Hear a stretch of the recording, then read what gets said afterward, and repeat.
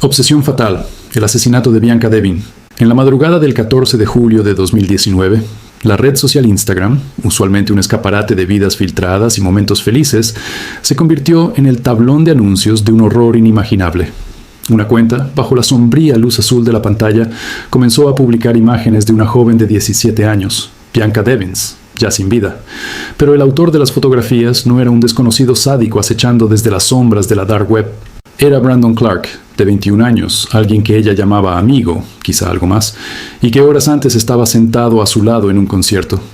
Este no es solo el relato de un crimen pasional exacerbado por los celos, es la historia de una obsesión cultivada en el laboratorio de las comunidades en línea, donde las identidades se curan como perfiles y el afecto se mide en me gusta y mensajes directos. Es el caso que expuso de la manera más brutal posible cómo el deseo de posesión y el miedo al abandono pueden mutar en una mente vulnerable, en un espectáculo de venganza, buscando validación en el mismo espacio digital donde su relación floreció. Advertencia: el siguiente contenido aborda un caso real de extrema violencia, asesinato y manipulación psicológica. Contiene descripciones detalladas de los hechos y de las acciones del agresor que pueden herir la sensibilidad de algunos lectores. Se recomienda discreción. El aire en Utica, Nueva York, a menudo lleva el peso industrial de su pasado, pero en el verano de 2019, para Bianca Devins, probablemente solo era el telón de fondo de su vida adolescente. Con 17 años, Bianca era una artista en ciernes, una chica que, como tantas de su generación, habitaba con naturalidad dos mundos: el físico de su familia, su escuela y su círculo cercano, y el digital vasto y lleno de posibilidades. En este último, bajo el nombre de Espresso de Preso, Bianca compartía su arte, dibujos anime de tono a veces melancólico, sus pensamientos y fragmentos de su vida. Su perfil en Instagram y otras plataformas era un mosaico de sus intereses: el K-pop, el anime, la cultura emo y goth. Era una identidad construida con esmero, un refugio y una forma de conectar con pares que compartían sus mismos códigos. Fue en este ecosistema en línea donde, a finales de 2018, las rutas digitales de Bianca y Brandon Andrew Clark se cruzaron. Clark, de 21 años, era un joven aparentemente tímido, con dificultades para las interacciones sociales convencionales. El mundo online, sin embargo, le ofrecía un campo de juego diferente. Bajo el alias image.please y otros, Clark se movía por las mismas comunidades que Bianca. Allí, las barreras iniciales caen más rápido. Un comentario en un dibujo, una reacción a un meme compartido, una conversación en un servidor de Discord sobre un interés de nicho. Así comenzó su interacción. Para Clark, esa conexión pronto se transformó en algo más profundo y distorsionado. Bianca no era solo una chica con la que charlar. Se convirtió en el centro de un universo afectivo que él, posiblemente, no tenía en otro lugar. La obsesión comenzó a alimentarse de cada interacción. Analizaba sus publicaciones, buscaba significados ocultos. Interpretaba cualquier atención como una señal de un vínculo único, exclusivo. En la economía emocional de Clark, Bianca era un bien preciado, una fuente de validación y propósito. La línea entre una intensa amistad online y una posesividad enfermiza se fue desdibujando rápidamente. Su relación en el mundo real era intermitente y ambigua. Se vieron en persona en varias ocasiones. Había un componente de noviazgo o romance, pero según testimonios de amigos de Bianca y su propia familia, era algo que ella no veía con la misma seriedad o exclusividad que Clark. Para ella, podía ser un amigo, a veces algo más, pero no el eje central de su vida. Para él, ella lo era todo. Esta asimetría de sentimientos es un polvorín clásico, pero en este caso, la mecha estaba bañada en la gasolina de la comunicación digital constante y la cultura de las comunidades cerradas, donde los dramas personales a veces se viven con intensidad de telenovela. Los celos de Clark no eran silenciosos. Se manifestaban en acusaciones, en demandas de atención, en episodios de manipulación emocional. Bianca, atrapada entre la compasión y la frustración, intentaba a veces poner distancia, otras reconectar. Esta dinámica de push and pull, atraer y rechazar, es especialmente peligrosa con personalidades obsesivas. Cada alejamiento se interpreta como una traída dolorosa y cada acercamiento como una confirmación de que la conexión es indestructible, justificando así la vigilancia y la presión. Las redes sociales se convirtieron en el panóptico personal de Clark. Cada like de Bianca a la foto de otro chico, cada comentario amistoso en el post de un conocido, era una puñalada. Su obsesión tomaba datos públicos y los procesaba a través del filtro de su paranoia. Comenzó a hacer declaraciones alarmantes en sus propias cuentas, publicaciones crípticas que hablaban de desesperación, de sentirse reemplazado, de un dolor insoportable. Estas eran señales de auxilio, sí, pero también eran advertencias que el mundo digital, acostumbrado al drama performativo, no supo o no pudo decodificar a tiempo. El punto de inflexión, el detonante que alinearía todas las piezas de su obsesión hacia un final catastrófico, ocurrió el 13 de julio de 2019. Esa noche, Bianca asistió a un concierto del rapero Playboi Carti en Nueva York. Pero no fue sola, fue con otro amigo. Y para Clark, quien se enteró a través de las redes, quizá viendo stories o publicaciones, esto no fue un simple plan entre amigos. Fue la traición definitiva, la prueba tangible de que él no era el centro de su mundo, de que era prescindible. El celos, que hasta entonces ardía como una brasa, estalló en llamas. Lo que sucedió después de ese concierto es la antesala directa del horror. Clark, según relataría más tarde, contactó a Bianca. Hubo una discusión, probablemente cargada de acusaciones y dolor por su parte. Pero de alguna manera lograron un encuentro. Quizá Bianca, sintiendo culpa o buscando calmar la situación una última vez, accedió a verlo. O quizá Clark manipuló el encuentro. El hecho es que, en las primeras horas del 14 de julio, ambos estaban en el automóvil de Clark, un Honda Sedan gris, estacionado en algún lugar de Utica. Dentro de ese espacio metálico, reducido y privado, el mundo digital se desvaneció. Ya no había avatares, ni mensajes de texto, ni perfiles que gestionar. Solo había dos personas físicas, una herida emocionalmente de muerte y otra que, sin saberlo, tenía sus horas contadas. La conversación derivó en una discusión intensa. La obsesión de Clark, que se había alimentado de píxeles y palabras en una pantalla, ahora confrontaba la realidad cruda e incontrolable de la agencia de Bianca, su derecho a ir a un concierto con quien quisiera vivir su vida. En la mente de Clark, esta autonomía era inaceptable. Era un defecto en el guión que él había escrito para los dos, un guión donde él era el protagonista indispensable. Fue en ese momento, en la oscuridad de ese vehículo, donde la narrativa tóxica que Clark había estado construyendo durante meses encontró su desenlace lógico, pero monstruoso. Si no podía poseerla, si no podía ser el único en su vida, entonces nadie más lo sería. El objeto de su devoción debía ser destruido, pero no de una manera oculta. No. En un giro perverso que solo puede entenderse bajo la lógica de una generación para la cual la existencia se valida mediante la exhibición, Clark decidió que este acto final no quedaría en la intimidad de ese coche. Sería su publicación más impactante, la prueba última de su amor desquiciado y de su dolor. Tomaría el control de la narrativa de la manera más horrible posible, trasladando el crimen del ámbito físico al digital, para que su audiencia, el mismo mundo online que había sido testigo de su angustia, fuera ahora testigo de su venganza.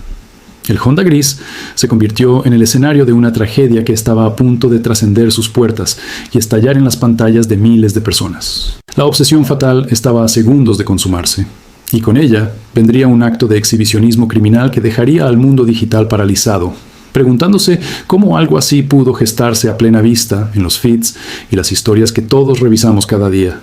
La línea entre la vida digital y la realidad física no solo se había cruzado, había sido aniquilada con un corte brutal. Dentro del Honda gris, estacionado en la calle Charlotte Street en Utica, la tormenta emocional que Brandon Clark había estado alimentando durante meses alcanzó su pico catastrófico. La discusión con Bianca Devins, cargada de celos, reproches y una desesperación narcisista, culminó en un acto de violencia extrema. Armado con un cuchillo, Clark atacó a la joven de 17 años, asesinándola en un frenesí de furia obsesiva. El espacio íntimo del automóvil se transformó en una escena de crimen, el final físico de una vida que Clark había idealizado, y al no poder controlarla, decidió extinguir. Pero el crimen no terminó con el acto homicida. Para Clark, esto era solo el primer acto de una macabra puesta en escena. Su mente, distorsionada por la obsesión y la cultura de la exposición digital, concibió un siguiente paso que marcaría este caso como un hito de horror en la era de las redes sociales. Sacando su teléfono móvil, comenzó a fotografiar el cuerpo sin vida de Bianca. Estas no eran imágenes tomadas como trofeos en secreto, eran el material para una transmisión en directo hacia el mundo que ambos habitaban. En las primeras horas de la mañana del 14 de julio de 2019, la cuenta de Instagram de Brandon Clark se convirtió en una ventana a la pesadilla. Subió varias fotografías gráficas, incluida una en la que se veía el cuerpo de Bianca en el suelo, cerca del vehículo, cubierto con una sábana manchada de sangre. Pero fue una imagen en particular la que detonó el pánico y la incredulidad. Una foto en la que él aparecía sentado en el asiento del conductor, con lo que parecía ser un corte autoinfligido en el cuello, y una leyenda que rezaba algo como «Lo siento, Bianca». Luego, en un foro de la plataforma Discord, específicamente en un servidor de gaming llamado Meme Cemetery, Clark escribió un mensaje escalofriante: «Voy a estar con Bianca». Publicó allí un enlace que dirigía a su perfil de Instagram, canalizando a decenas de usuarios curiosos hacia las imágenes del horror. El efecto fue inmediato y viral en el sentido más lúgubre de la palabra. Usuarios, principalmente jóvenes, comenzaron a ver las publicaciones. Algunos, incrédulos, pensaron que era una broma de mal gusto o un montaje extremo, algo no tan inusual en los rincones más oscuros de Internet. Pero la crudeza de las imágenes pronto convenció a muchos de que estaban presenciando algo real. El pánico se propagó a través de retweets, capturas de pantalla y mensajes desesperados en grupos. ¿Esto es real? Alguien llame a la policía. ¿Dónde es esto? La comunidad online, que una vez fue un espacio de conexión para Bianca y Clark, ahora se estremecía colectivamente, intentando procesar y contener una violencia que había irrumpido desde dentro de sus propias filas. Mientras el horror se digitalizaba y compartía, la realidad física en Charlotte Street era estática y sombría. Clark, tras su macabra sesión de fotos y publicaciones, intentó quitarse la vida cortándose la garganta. El sonido de la conmoción digital, sin embargo, ya había generado un eco en el mundo real. La policía de Utica recibió múltiples llamadas de alerta, algunas de testigos directos que vivían cerca, y habían escuchado conmoción, otras de personas desde otros estados e incluso países que habían visto las imágenes, y usando pistas del entorno en las fotos o conocimientos previos, lograron geolocalizar la zona aproximada. Una llamada anónima fue particularmente precisa, indicando la ubicación del vehículo. Las unidades policiales llegaron al lugar cerca de las 7:20 am. La escena que encontraron era dantesca. El Honda gris, con Clark aún con vida pero gravemente herido en el cuello, sentado al volante y cerca, el cuerpo de Bianca Devins. Los agentes actuaron con rapidez, solicitando asistencia médica de emergencia para ambos. Clark fue trasladado de urgencia al hospital, donde los médicos lograron estabilizarlo. Había sobrevivido a su intento de suicidio, destinado a enfrentar las consecuencias de sus actos. La noticia salió de los foros de Internet y las redes sociales para convertirse en titular nacional e internacional. Asesinato en Utica se filtra en Instagram. Un crimen horroroso exhibido en redes. La historia era una tormenta perfecta para los medios. Una víctima adolescente, un asesino obsesivo, y el elemento aberrantemente moderno del show del crimen en plataformas mainstream. La familia de Bianca, sumida en un dolor insondable, tuvo que lidiar no solo con la pérdida brutal, sino con el conocimiento de que las imágenes de su hija muerta circulaban por Internet siendo vistas compartidas, y en los peores casos utilizadas para burlas o memes por personas desalmadas. Plataformas como Instagram y Discord se vieron forzadas a una carrera contrarreloj para eliminar el contenido, pero como suele pasar, la naturaleza viral hacía que resurgiera una y otra vez. La investigación fue, en ciertos aspectos, atípicamente sencilla. El autor estaba identificado, había sobrevivido y existía una confesión digital explícita. Las pruebas eran abrumadoras, incluyendo el historial de sus comunicaciones, las publicaciones y el material forense de la escena. Clark fue acusado formalmente de asesinato en segundo grado. Mientras se recuperaba en el hospital, bajo custodia, el sistema legal comenzaba a moverse. El caso pasó por los tribunales del condado de Oneida. La defensa de Clark, enfrentada a una montaña de evidencia, negoció un acuerdo de culpabilidad. El 17 de febrero de 2020, Brandon Clark se declaró culpable del asesinato en segundo grado de Bianca Devins. Al hacerlo, evitaba un juicio que habría sido un circo mediático aún mayor y expondría a la familia de Bianca a un dolor renovado. Pero también aceptaba la responsabilidad penal completa. La sentencia llegó el 2 de marzo de 2020. En la audiencia, el impacto del crimen se expresó con una elocuencia desgarradora. La familia de Bianca leyó declaraciones de impacto victimal. Su madre, Kim Devins, habló directamente a Clark. «Le robaste a mi hija su futuro. Me robaste a mi mejor amiga». Describió el dolor de enterrar a su hija con un corte en el cuello, visible a pesar de los esfuerzos de la funeraria, un recordatorio permanente de la violencia del acto. La hermana de Bianca contó cómo la pérdida la había destrozado. El juez, Michael L. Dwyer, escuchó las declaraciones y revisó los hechos del caso, incluido el acto atroz de publicar las fotos, que calificó de inhumano. La sentencia fue la máxima posible bajo el acuerdo, de 25 años de prisión a cadena perpetua. Esto significaba que Brandon Andrew Clark, para entonces de 22 años, tendría que cumplir un mínimo de 25 años tras las rejas antes de siquiera poder solicitar la libertad condicional. No hay garantía de que ésta le sea concedida jamás. Al pronunciar la sentencia, el juez Dwyer dejó claro que el acto de Clark fue uno de los crímenes más impactantes que había visto, no solo por el asesinato, sino por la crueldad insensible de exhibir a la víctima en las redes sociales. El caso de Bianca Devins cerró un capítulo legal, pero dejó una herida abierta en el debate social. Puso sobre la mesa preguntas incómodas sobre la salud mental y el aislamiento de jóvenes hombres que encuentran en el anonimato y la intensidad de las comunidades online un caldo de cultivo para obsesiones peligrosas. Cuestionó el papel de las plataformas, no solo como difusoras del contenido criminal, sino como espacios donde relaciones tóxicas pueden gestarse y escalar sin los frenos sociales del mundo físico. También mostró el poder de esas mismas comunidades para movilizarse y alertar a las autoridades, un rayo de luz en medio de la oscuridad. Bianca Devins dejó de ser una persona para convertirse, ante los ojos del mundo, en un caso, un símbolo y un hashtag. Justice for Bianca circuló junto a las horribles imágenes que su asesino quiso que definieran su memoria.